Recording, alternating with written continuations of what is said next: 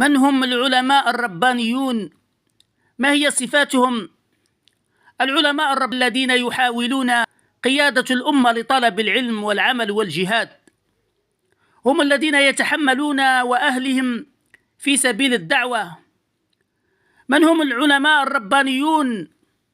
العلماء الربانيون هم الذين ذكرهم الله في كتابه العزيز، هم الذين أنزلهم الله منزلة الأنبياء والصديقين والشهداء والصالحين. من هم العلماء الربانيون؟ العلماء الربانيون فلم نعد نجدهم إلا في السجون أو محاصرين في بيوتهم مكممة أفواههم، لا نسمع منهم ولا. من هم العلماء الربانيون؟